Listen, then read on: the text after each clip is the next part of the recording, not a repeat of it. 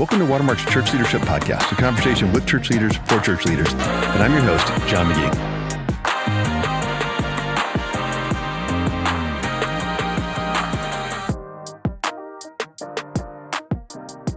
Hey friends, joined in the studio today with Emma Daughter. Emma is the Join the Journey director here at Watermark. You've had a really big year, but first off, welcome to the podcast. Thanks for having me. Okay, so what does a Join the Journey director do? And again, you have had a big year, so talk about kind of your role, but specifically, I think this year. Yeah, well, I mean, most people hear that job title and think, what in the world is Join the Journey? Yeah. Join the Journey is our church's daily Bible reading plan, which started about 20 years ago, and the name stuck. Is it really 20 years? Yeah, this is the 20th year. No way. Now, when it started, it was just member-written devotionals sent out by email.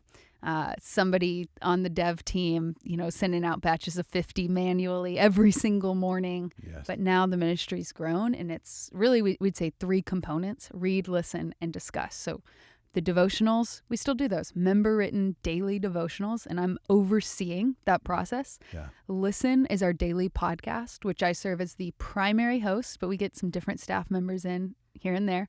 And then discuss. This year we released family discussion questions for parents with littles that are preschool age, elementary, middle, and high school. But this year, the 20th year, we've entitled Year of the Word, and every year really should be Year of the Word.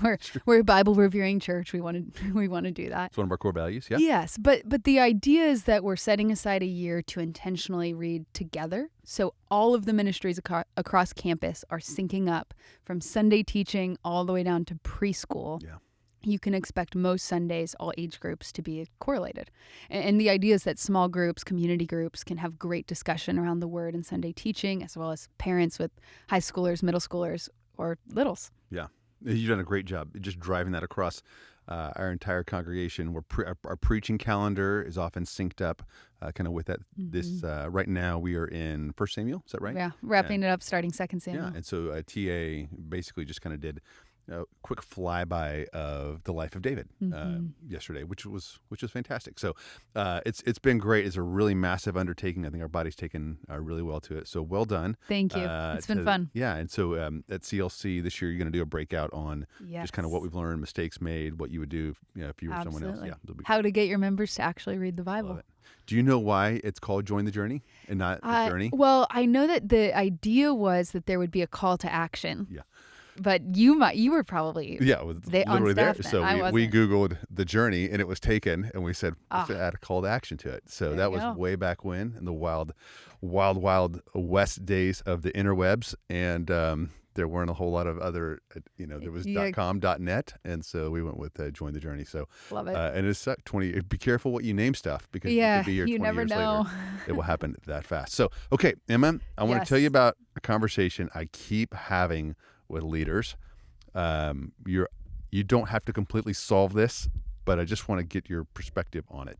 So I would say if I have more than, let me put a number on this, more than 45 minutes with someone who's a senior leader, senior pastor, or someone in kind of ministry, or even actually in business. If I have more than let's just catch up on how are the kids, that kind of conversation, this issue always comes up. And I'm, not hyperbole. I mean, it always comes up. Every time. And here's the issue.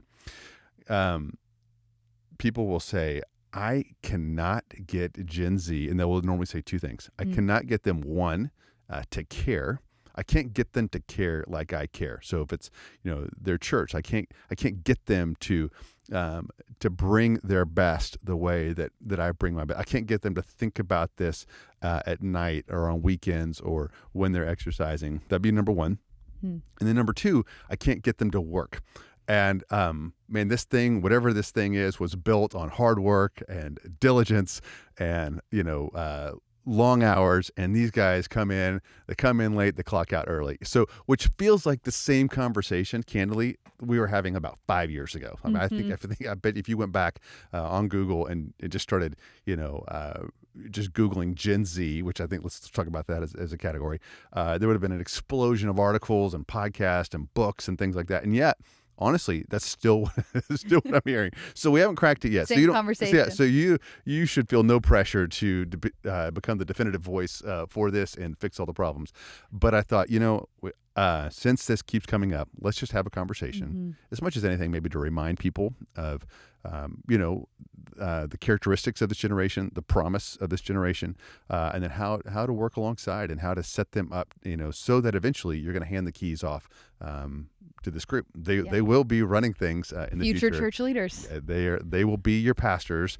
They will do your funerals. So you want to plan accordingly, right? Yep. That was pretty morbid. So, but. But it's true. It is reality. True. It is true. It's what's coming. And a part of me is like, I don't even want to talk about this anymore because it was so, hashed and rehashed years ago. And yet, candidly, it's still what I'm hearing, Emma. So I will give you kind of a softball. And let's start with, hey, what do you want church leaders to know about Gen Z? First, who are Gen Z? And then just, top of mind for you, what do you want church leaders to know? Sure. So the age range typically for Gen Z is going to be your 13 to 28, born as early as 1996, 95.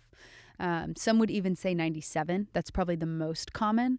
For those listening who don't know me, you can't see me. I'm currently 28. I'll turn 29 and you're like the elder spokesman. Yeah, the big sister of Gen Z. I don't know, but generally, like a good, I think, mental, timeline mark is, were you in grade school during 9/11? Yeah. If the answer is yes, you're probably Gen Z. So for me, or if the answer is yes, you're probably a millennial. So for me, I was in kindergarten when 9/11 happened. So it didn't affect me a whole lot, or as much as I'd be consciously aware of. Moment. As it would be for a millennial. So what do I want pastors? So I think Gen Z really under 30. Yeah, you want that's great. Gen Alpha, yes. They're not driving 16 yet. 16 to 29. That's right. So they're driving all the way to 30. Roughly, that's Gen Z, of which you are. Yes. On the top end of that. Yes. And so Emma is not just, we didn't go scrolling randomly through the staff, directory and just pick a Gen Zer. Emma, you speak oftentimes to other leaders, other organizations on this topic. So that's why I had you come in. But okay, that's who they are. Yep. What is it what do you need to know about them? Yeah. Something that's interesting, Gen Z is often called positive pessimists. So that seems kind of like a paradox, oxymoron. How can you be? Shrimp. Yeah, how can you be a positive pessimist? And the idea is that, according to a Barna study, 73% of Gen Z would say our perspective on life is positive. We're taking the glass half full approach, but 56 are going to say they expect the worst to happen. So it's almost this idea that I'm going to operate in my day-to-day life as everything's good, smooth sailing, nothing to worry about, no sense of urgency, no rush. Yeah, good vibes only. But deep down, I have this overwhelming sense that when's the rug going to get pulled out from underneath me, which is also interesting when you think about the anxiety rates, depression rates, that there would be this underlying dread of worst case scenario. Do you think, so let's put a comment there real quick. Sure. Do you think that Gen Xers feel that same, hey, when is the shoe going to drop?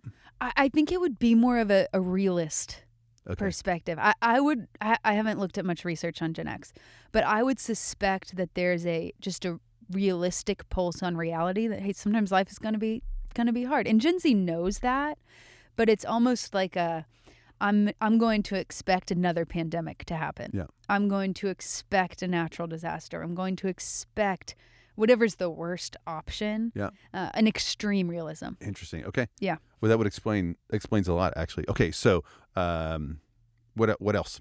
Gen Z digital natives.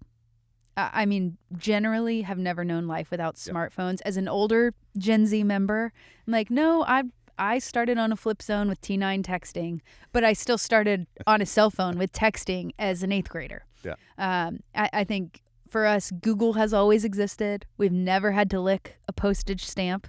And we've grown up with Wi-Fi as an entitlement. Like you go somewhere as a Gen Z person, and instead of saying, is there Wi-Fi, you say, what's the Wi-Fi? Right. And it's just an expectation, which is also a huge difference, the way that Gen Z thinks about technology compared to the older generations. You can't be you can't be grateful when you haven't gone to a coffee shop and paid $5 for 15 minutes. Yeah, You yeah. can't be. Yes. No. Okay. That's good. Gen Z is also called the most educated generation yet, which is very interesting. It's that title is used a little bit differently than we might assume. You can look at all the data on kids in school, and it's clear that reading rates are decreasing, Yep. proficiency across all subjects is decreasing, but our generation has access to, really unlimited resources when it comes to learning. So that, we've always had Google. But that also introduces porn addiction at an earlier age, knowledge of things that the kids aren't supposed to know about, which also could be contributing to that positive pessimist thing, the idea that the worst case scenario could possibly happen. Yeah. Good. Okay. Let's talk about, let's just actually, can we just jump to this real quick? Yeah. So all my friends who are pulling what hair they have left out because they're, Gen X and above, this idea, I'd want to say this. What I'm not seeing is leaders who dislike Gen Zers. So that's a narrative that's spun by Gen Zers. Like, these guys just don't like us. They don't like us. Yeah. That's actually not the case. Like, I'm sure there's some really cranky pastor somewhere. But that's not actually what I see. Like, I like these guys. I just can't get them engaged. I can't. Sometimes I feel like, we speak two different languages. And they are always they need all these different days off for all these different things. Why don't they work? So can we just jump to can we go to the end of the movie and just get to the point of the climax? And I want to help some of my older friends, some of my older peers out. Yeah. So my background is working in college ministry. That's what I did for a couple years before coming to Watermark. And I remember our biggest issue with college students was flakiness. They sign up for too much, they overcommit, and then they become the most unreliable volunteers you could ever have. And so the hot topic for college students was, you got to rest. You got to slow down. You got to do less. So you were doing that. You were giving this message. Yes, I blame you. I was giving this message. I was also taught this message, John. And it was, hey, to combat this busyness, overcommitting, slow down. And then it was achievement culture. College students, they put their identity in, what job can I get, make the best grades, get into the best organization, rest, slow down. That was what was ingrained into us. Yep. And in that setting, it makes a ton of sense. And I know y'all recently talked about overcorrecting. That was the last podcast. Yes. So this is at the macro. We talked about micro and macro. And so the society, yes, we generally, this generation, whatever this generation is a overreaction to the previous one. It just is. Yeah. Yeah. So now you've got pastors with young people on their staff. They're like, why are these kids so insistent on resting and getting more vacation and counting their hours and being meticulous about it? Well, it was ingrained into us that if you're going too fast, if you're not taking an official 24-hour Sabbath, it's almost like you're not a good Christian.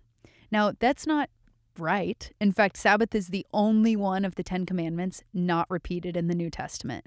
So this insistence that I have to have a full 24-hour Sabbath in order to be a good Christian, it's actually not biblical, because Jesus fulfilled the law. Our rest should be in him. But my generation has been taught that's what you have to do to follow Jesus. And it has to be done in this specific way. Okay, so as a reminder, our inbox is clp@watermark.org, clp@watermark.org. But when you email me, just in the subject line, if you would put for Emma, because it's now coming. And I think I mostly agree. Sabbath isn't bad. Yes. It's not a bad practice. Yeah. You have the freedom to do it. But the insistence that it's the best way, the only way, the right way, that's not there. There is you don't earn rest.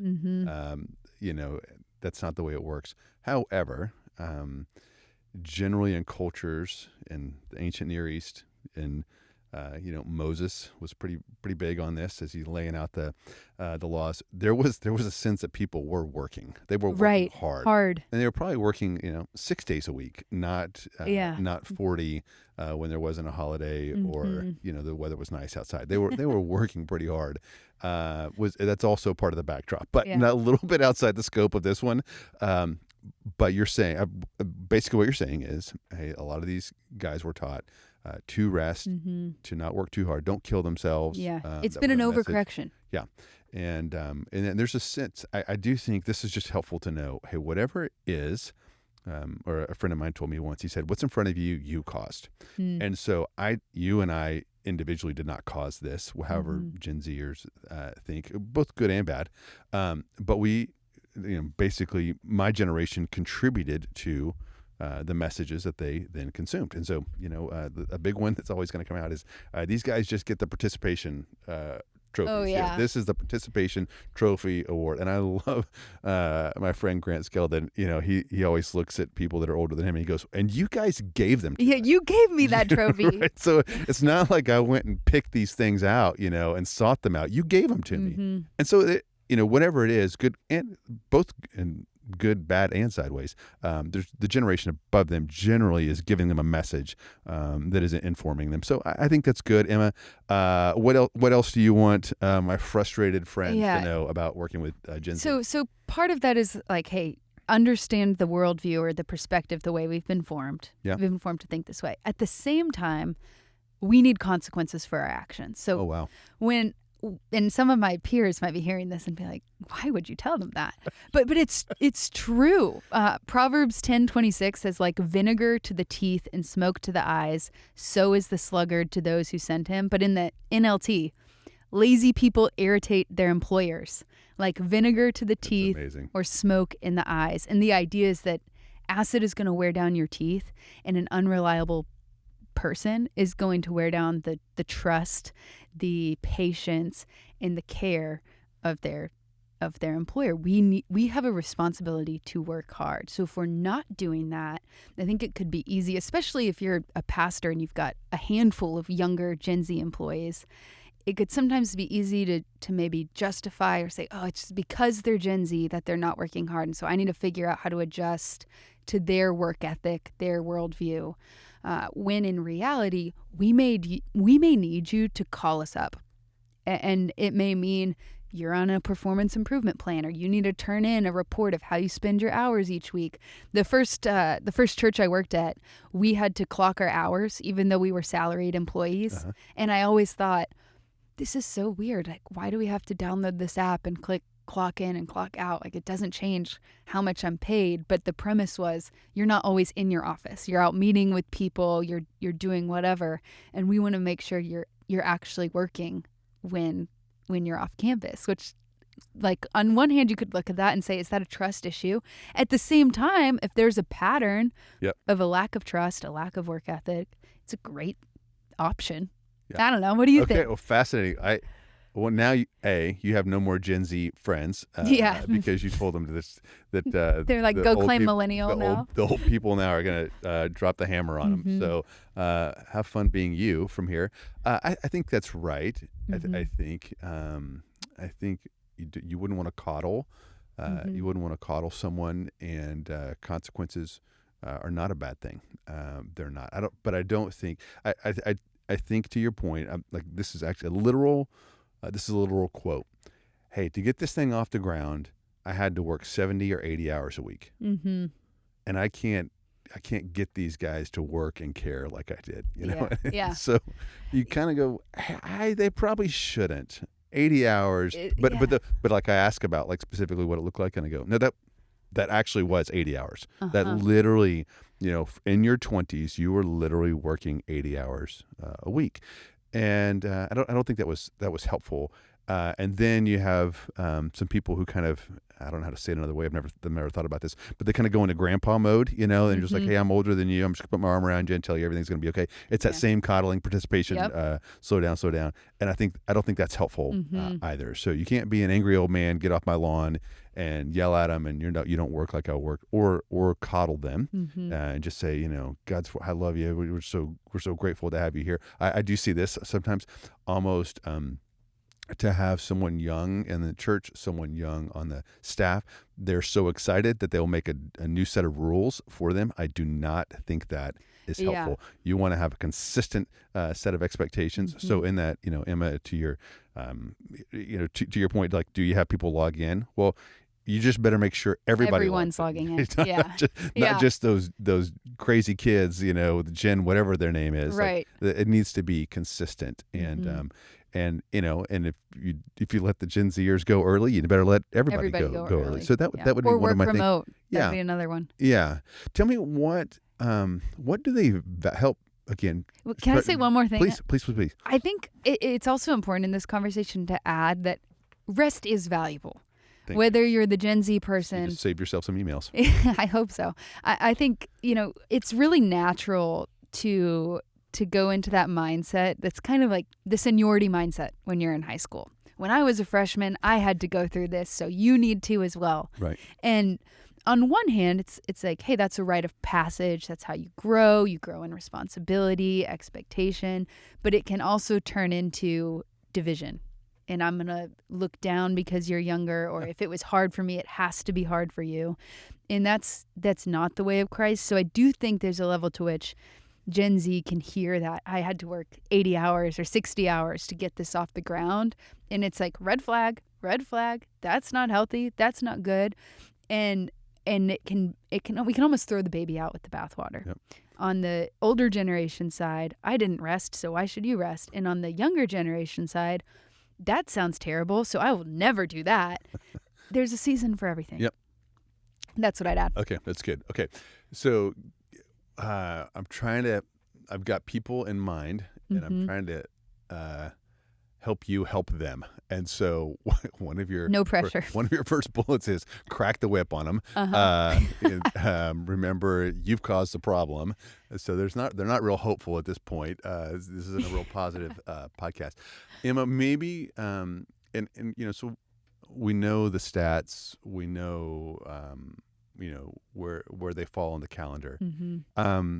What is it? What would be helpful to know about what Gen Z values, so someone like me can build bridges, Sure. Can help champion them, can help develop them. John, I have an answer. I want to ask you a question. Okay. The pastor who's saying, hey, I worked this amount of hours, what motivated them? What motivated you when you were younger to work that many hours? So I think one, on his best days, it really was, man, a love for Christ, his kingdom, the church, the belief that this side of eternity was short and the other side was long. Like there was this wasn't an intellectual assent. It's something they woke up just feeling the weight of. So on the positive side. Sure. Then I think there's a couple things. One, there probably was a legalism that existed in some sectors of the church. It was kind of like, hey, there was a control of people that this generation just is not putting up with. And so you could kind of get people to do that. There was a sense of you wanted to be a good soldier. And then three, there's pride. There was pride that you could, if you were outworking everyone else, if you put in more hours, if you memorized more verses, if you did more of whatever, then you were somehow better. So that's how I'd answer that. That's probably, there was some, like anything, we're all a mixed bag. Yeah. There were some really good, positive things, and there was a dark side to them. Sure. So here's what I'd say we have in common. I think what gets Gen Z motivated is that positive. Now, Gen Z would paint it as a passion for a cause. So it's, yes, I want to go make an impact for Jesus. But if you're making a pie of what gets Gen Z going, you're going to throw in a little more revolutionary spirit or big dreams, more kind of fluffy language. Yep. But the sentiment is shared that we want to make Jesus known. Yep. What's different is the idea of the good soldier. That revolutionary spirit is like, no, that's corporate America. That's what they do. I work in ministry. I don't want to show up for X amount of hours in such a strict regimen. And I think what could help leaders as they're framing expectations for us is to paint them through the lens of that shared vision. So we both agree that our purpose here is to know Jesus and make him known. You're coming at it from a just pretty logical, hey, a job's a job. This is what you do. This is the expectation. That's a fact. That's true. But it doesn't motivate as much as capitalizing on the shared vision. It's good. Right. That's really good. Okay. And I think the pride for some Gen Z exists, but it's unfortunately, less common in that I got to make a name for myself and be the soldier that overworks or whatever. Yeah, it's good. Well, and I would say to people that are older than Gen Z, a lot of times you think about pride as something individual, but group pride is very real. Yes. And so just kind of you need to know that there's a pride. You will tend to defend what is and what is normative, and make that then you'll attach moral value to it, and then there will be right and wrong, and then there will be a group pride. And so you want to. I find myself going, okay, I don't think that way. Is that right? Is that wrong? Is it just different? It's probably some of both. But just because I was raised this way, just because my friends think this way, does not mean it is right. And I'd say that to the Gen Z as well. Watch out for group pride, and don't just start with how do I get them to change? How do I get them to be like me? I think that's really, really dangerous, and candidly, really unbecoming of a Christian. I think biblical things that are can be backed with a verse. Anchor hard.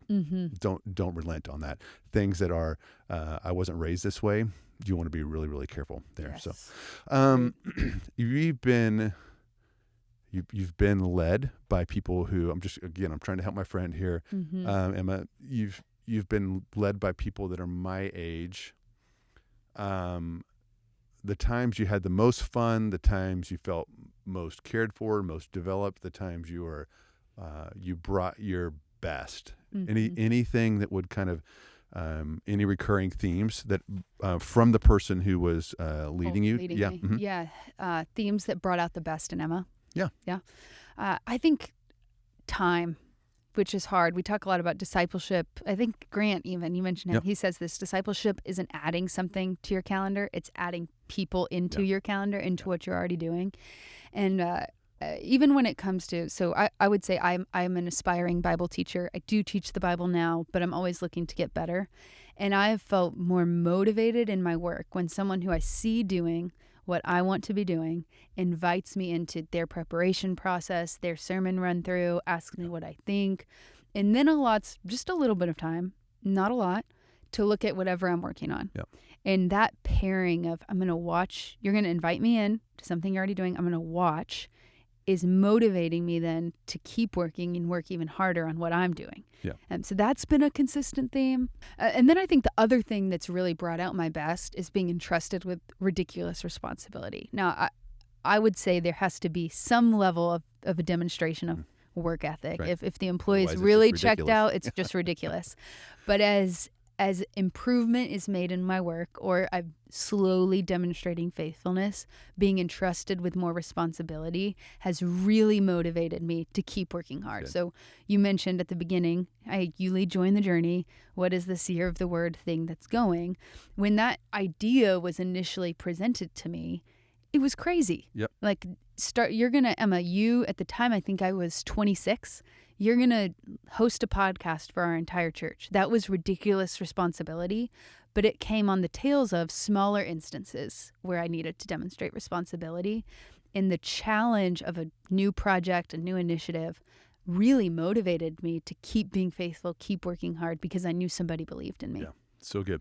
You want to, and this is one of the things we're going to talk about at CLC, candidly, and it's something I am incredibly passionate about. And here, I'll tell you one of the reasons why. There's lots of reasons, but there are fewer and fewer people coming into the church that want to give their life to full-time Christian ministry, and that's a problem. Those are storm clouds on the horizon, and I don't feel like anybody's talking about that as much as they should be. So we're going to talk about it this year at CLC, and hopefully, create tools and help leaders take next steps. But I'm incredibly passionate about it. And I think what you just said, one, time, and then two, just giving them responsibility rings true to what I've seen and what I would challenge leaders to do. So there's more you can do, but when in doubt, give them time, ask them what they're doing, see if you can open doors. We'll talk about some of this at CLC, and then give them a shot. Give them a shot. And I do think one of the differences, Emma, is those, I would say, especially that are older than me, probably my grandparents, they didn't feel like they were owed a shot initially. They came in at the bottom, the proverbial, the mailroom, which we don't even have anymore. But that's when they would talk about their career, that's what they would always talk about. I came in at the mailroom, as did everybody else. And there wasn't a problem with that. That was just, this moving sidewalk that they had to be on to get to the place that they wanted to be. Well, this generation does not, the Gen Z does not think that way. No. They do not. 1 year into a job, like, how can I get the next promotion? Correct. And so you can, again, I don't want to assign moral value to it. I just want leaders to know that's very, very different. It's where, maybe your grandparents didn't think they were going to get their shot till they were 30. Gen Zers are ready for their shot today. And which actually, I think there's some real promise to that. I think we can take more risk. I think we can take more flyers. We can find more Emmas and say, hey, just run the biggest initiative we have in our church. Go get them. Tell us how we can help. That Gen Z is like, thank you. Yeah, it's about encouraging. That should have happened 2-3 years ago, but I'm here for it. At 26. So, okay, let's turn the tables a little bit. Let's talk to all these friends that you've already lost. Now you've already made. They're all mad. unfollowing me on Instagram. So, what if they're listening only to craft the email to send to you? What do you want them to know as we're talking about this topic? We need the older generation. You think wisest guy who ever lived, Solomon. Young leader, he's looking around. How am I going to fill my dad's shoes? This is a big task, but he wants to do it. I mean, that desire is clear. He went to wise counsel. Like he went to David's counselors. And as the wisest guy who ever lived said, I need to go learn from these older guys, which is really fascinating to think about. And as young people who have access to the internet, you can chat GPT, any question you've got, we need other people. We especially need the older generation. And that's where I think it really comes down to humbling yourself. Like I have to be mindful anytime I'm in a meeting or I walk in a room and I start operating with this assumption that my way is going to be right. I'm in the danger zone. And it's that awareness that I don't have it all figured out. Even though I often think I do, I really don't. Yeah, it's good. Well, that's not new. We've always needed, to your point. It's many, many thousands of years old, and Moses went to Jethro. Yes. So I mean, it's like this. We've been doing this as long as we've been alive, and it is truly it's a pattern that works. Now, will someone who's much, much older understand the newest AI app? No, sure, but they have wisdom. And the human condition is the human condition, irrespective of technology. And they have something to offer. They picked up patterns. And you can be old and not wise.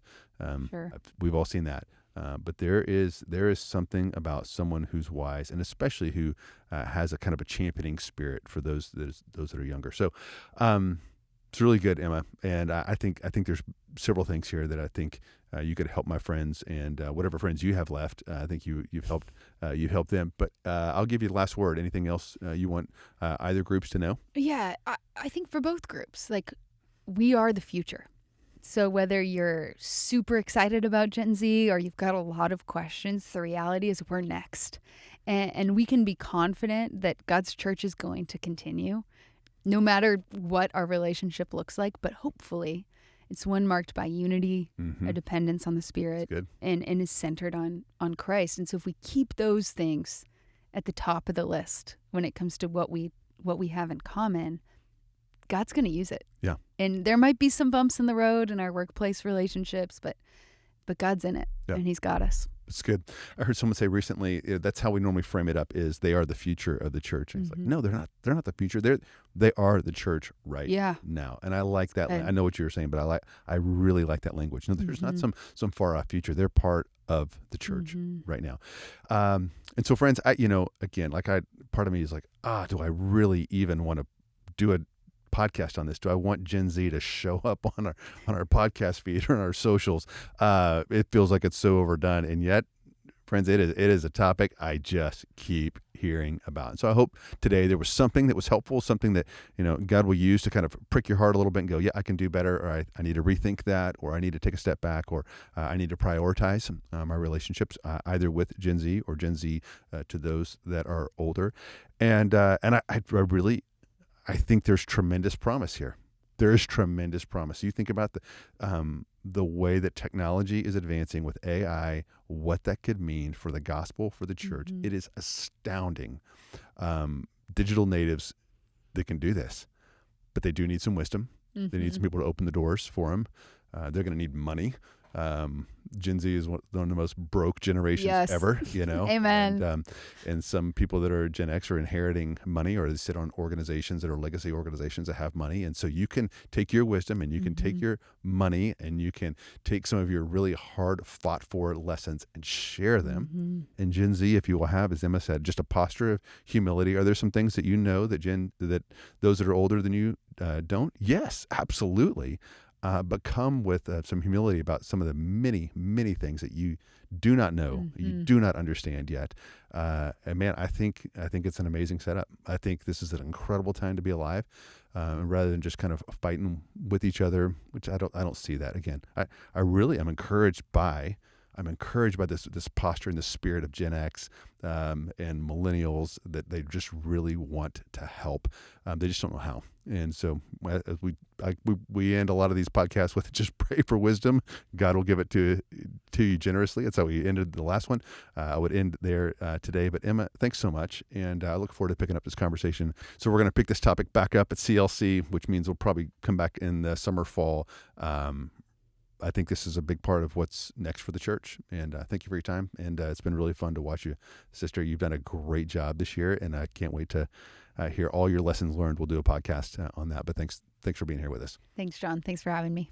Friends, thanks so much for your time. As always, if you want to reach out to us, if you want to send a snarky comment to Emma, you can reach us always at clp@watermark.org. That's clp@watermark.org.